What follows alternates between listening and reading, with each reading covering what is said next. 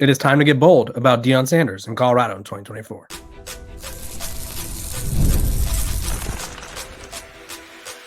You are Locked On Buffs, your daily podcast on the Colorado Buffaloes, part of the Locked On Podcast Network, your team every day. Welcome to Locked On Buffs. I am your host, Kevin Borba. Today's episode is brought to you by Game Time. Download the Game Time app, create an account, and use code LOCKEDONCollege for $20 off your first purchase. Terms apply. We are also brought to you by the Locked On Podcast Network. It's your team every day for free and available wherever you may get your podcast. Wherever it is, it's free, and you know we all love free things, and I love all my listeners and my everydayers, so I support you, or I appreciate you guys for supporting me, and I support you guys, of course.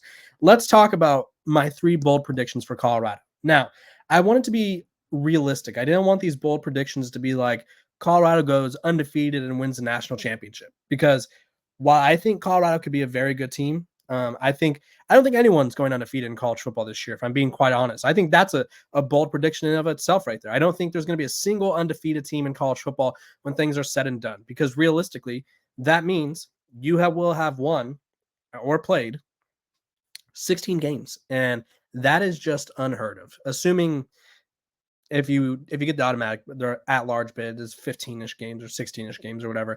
Either way, that's a lot of games to win. I think the college football season is being more and more sort of pivoting to a NFL-style season. And when's the last time an NFL team went undefeated? I think it was obvious. It's the Dolphins. I know when. I just don't remember the year. Let's see. Last undefeated team. It was 1972. So for reference, for those of you who are not great at math like your boy over here, that was 52 years ago. Clearly I was not alive. That was well before I was alive. But yeah, so I think people going undefeated in college football is going to be a rarity. So I wanted my predictions to sort of be a realistic thing, but something that not a lot of people around college football would agree with or see coming. And so let's start off. I'm going to go from least bold to most bold in my eyes, and you guys could comment below. Give them a grade like A, B, C, if based on my prediction and based on my explanation. If you think it could happen, or if you think I'm just totally off base, we'll find out together. Up first, Shedeur Sanders. I think he's in New York when it comes to the Heisman ceremony, and I think that's a really, obviously it's not the boldest take, which is why I started with it first. But I did a whole breakdown the other day, and remember, to be a Heisman Trophy winning quarterback or a player in general, it's usually a quarterback. The only non-quarterbacks that have won it since 2013 were both Alabama players, right?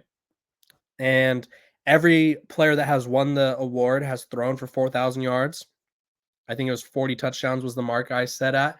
And if they didn't, they rushed for an absurd amount of yards and around 20 touchdowns. So Shedeur Sanders is going to have a big year, but if he has a big year, that means the team has a big year. So that's why I think he could be sort of in the mix.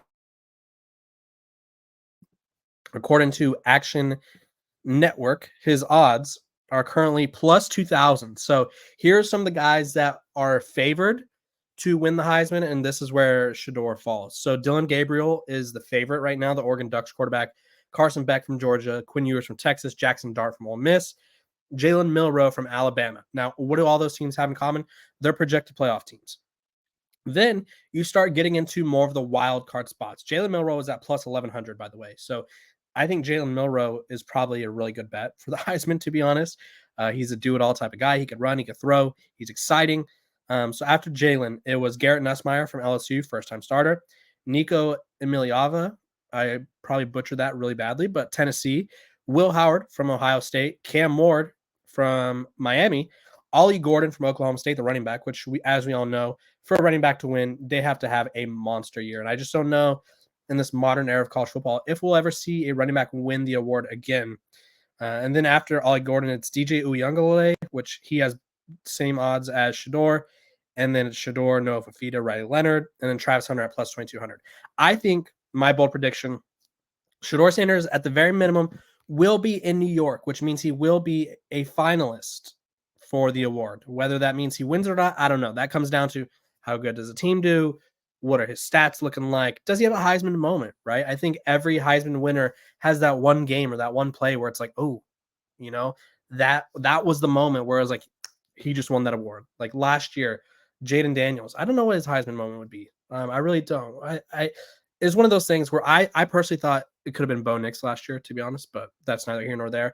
But every Heisman winner, when you watch their tape and when they play those highlight reels of them winning the Heisman, there's always that one play that we've all seen where it's like, yep, that makes sense. Like it's someone hurdling someone. It's I think Johnny Manziel's was when he like bounced off the defender, bobbled the ball, and was just running around and throwing it up for grabs. Like I don't remember when that was, but I remember that play. Like I remember Johnny Manziel. I remember the money signs, all the stuff that he would do. So Shedeur Sanders, I imagine it's going to be a major play that ends in him doing the little wristwatch celly, and we'll see where we go from there. So comment below, grade on the boldness scale and the likeliness scale. So give it a grade on the boldness, like 1 through 10, and how likely do you think it is to happen? 1 through 10 as well, about Shedeur Sanders and making it to New York as a Heisman finalist. Okay, Shedeur Sanders sacked less than 30 times, and you're probably wondering,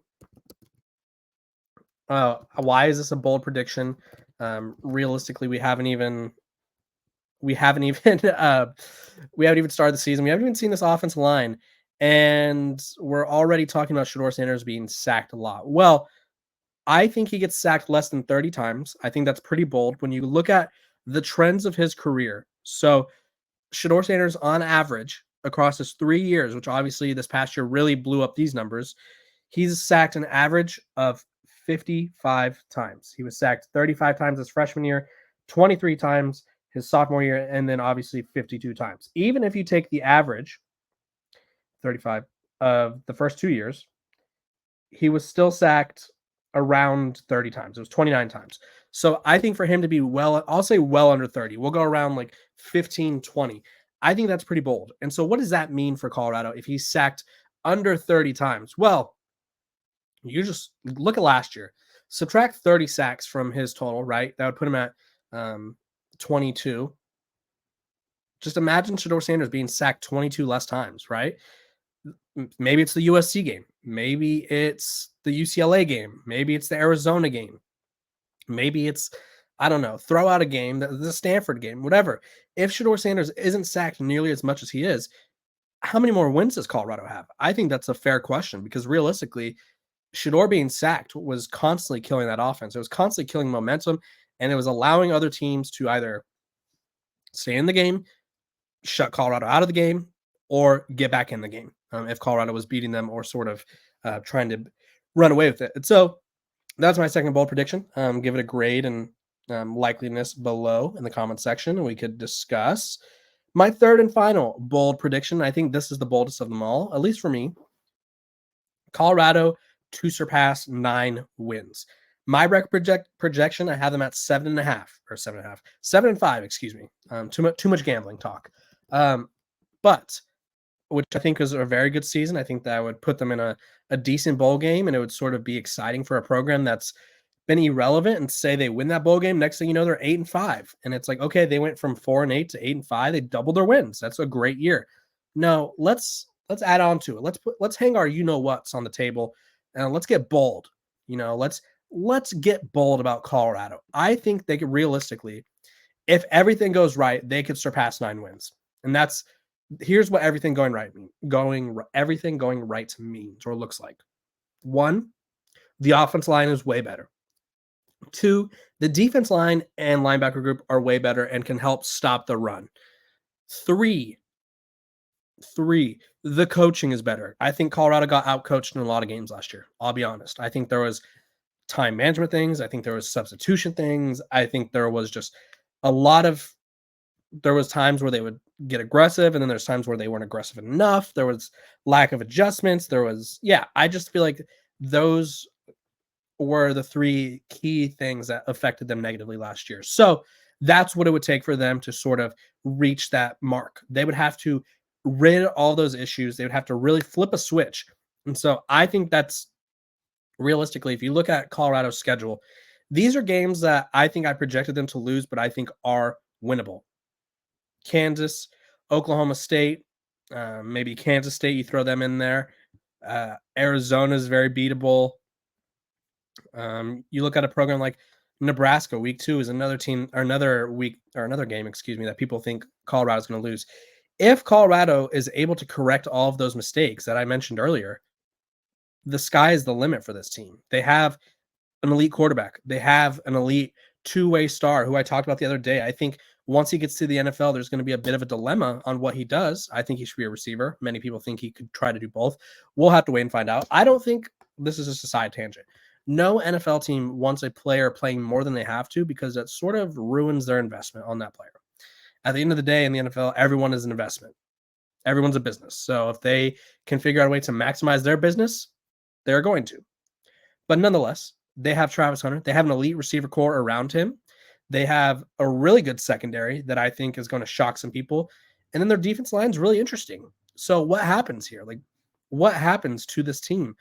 I think they could really shock the country. So you guys comment below which of my bold predictions was your favorite. Which one do you think is the most likely or the least likely? Let me know what you think, and we could discuss in the comments. When we come back, we're going to be talking about some wild odds surrounding the Colorado Buffaloes ahead of the 2024 season. But first, a word from our sponsors.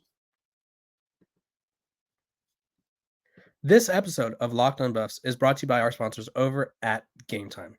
Let me tell you about Game Time. It is the best place to buy tickets. I'm going to a comedy show tonight. Got my tickets there. 4 people. Really, really great deal. Let me tell you about Game Time. You could pick out any specific game or event or matchup that you'd love to attend, and they're going to have last-minute deals. You could save up to 60% off buying tickets for sports, comedy, concerts, theater. You could save even more with exclusive in-app deals on select seats ahead of the game or the event, and you could see your seat from the app. It's called the panoramic. You get a panoramic view from your seat before you buy. You can literally tilt your phone. You can be like, this is the angle I have. I shouldn't be blocked by anything. It's awesome. So take the guesswork out of buying tickets with Game Time, MLB tickets, that is. Download the Game Time app, create an account, and use code LOCKEDONCollege for $20 off your first purchase. Terms apply. Again, create an account and redeem code LOCKEDONCollege. That's LOCKEDONCOLLEGE for $20 off. Download Game Time today. Last minute tickets, lowest price, guaranteed.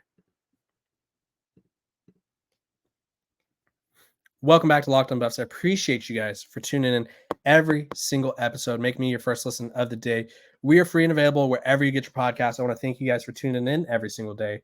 Let's talk about some gambling odds because I think there's going to be some interesting bets coming up this year in terms of where Colorado is. And I'm pulling up the odds right now on my phone because I wrote them down.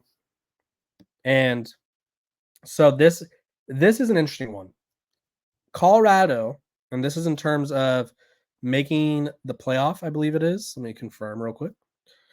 Because a lot of people are very Colorado happy. For starters, I think a lot of people are very, very, very pleased with where Colorado is at as a program. But nonetheless, people are getting very bold with their Colorado takes. So Colorado has some of the most bets. Let me rephrase. Odds to win the Big 12 this year, Colorado has plus 3,000. A lot of people are betting on them. 30% of money is on Colorado to win the Big 12, according to BetMGM. That's over teams like Kansas State, Utah, Oklahoma State, Kansas, UCF, Iowa State, Texas Tech. All these programs that think they're going to win the Big 12, more people are betting on Colorado to do so. And it doesn't stop there. It does not stop there. I won't say I wish it did, but you guys are getting very brave with your gambling. Excuse me. And then also, Colorado, their win total at 5.5, which I would smash this in a heartbeat. Colorado's the most bet team to go over their win total this season at BetMGM. That makes sense to me. I think they have a lot of winnable games on their schedule, and I think they're really going to surprise a lot of people because they have improved everywhere. And I think last year they were a victim of one-score games quite frequently. And while that's not a measure of anything, like it just means like, hey, you're kind of unlucky. Maybe they flip those around. If Colorado flips their record around one-score games last year, they've won 7 or 8 games. So realistically, it's one of those things where it's like you have to sort of buy in for Colorado. And then so those are the odds of Colorado being of succeeding, we'll call it. I personally, of those two, I think easy money right now, probably Colorado taking the over on Colorado, um, reaching that 5.5. So reaching 6 wins, because that means they're reaching a bowl game. And I do think Colorado's reaching a bowl game. And what else does that mean? Well, it means they had a good season. Realistically, a lot of people are kind of preying on their downfall. And it's like, why are you preying on Colorado's downfall? Why? Explain it to us. And I think that they have a chance to prove a lot of people wrong. And so I think that bet makes more sense. The Big 12 one, I don't like betting on conference winners. I think it's just always sort of a crapshoot, and I'm just not a big fan of it. I would never do that. I don't think Colorado, I think they could be in the mix to win the Big 12.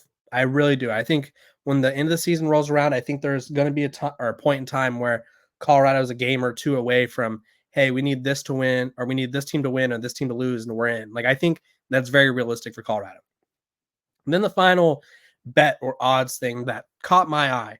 So we've been talking about Coach Prime a lot lately, which, I mean, we always do. But last week, Paul Feinbaum basically says Colorado's going to suck. He says that they're going to be irrelevant, and Deion Sanders isn't patient enough to succeed at Colorado.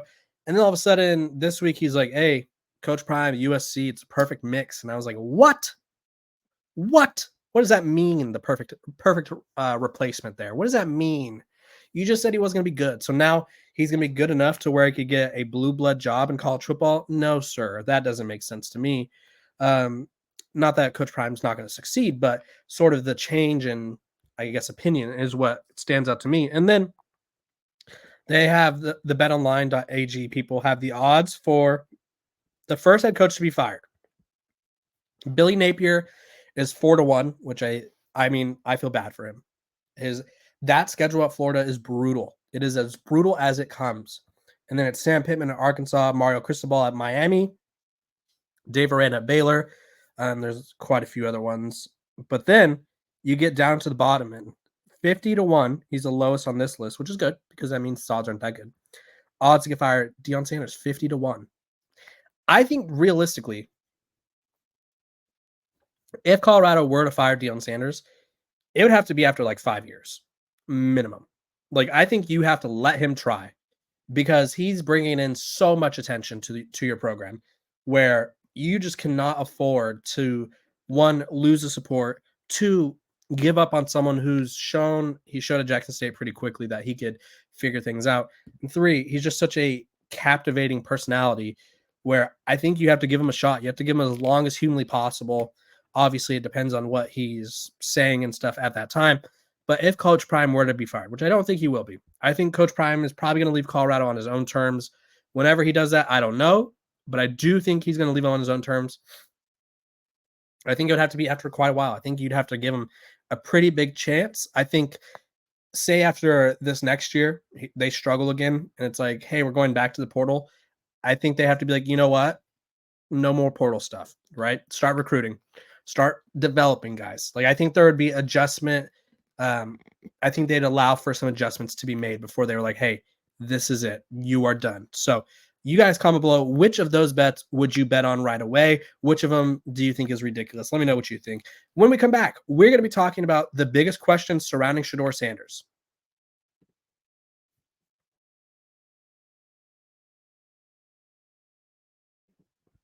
Welcome back to Locked On Buffs. I appreciate you guys for tuning in every single day, making me a part of your daily routine, making me your first listen, and just sharing my podcast, liking my podcast, subscribing to the podcast. We appreciate all the support. We also appreciate former co-host John Garcia Jr. I wanted to shout him out.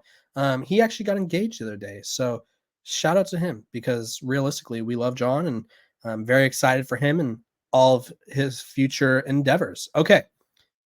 Someone at my company,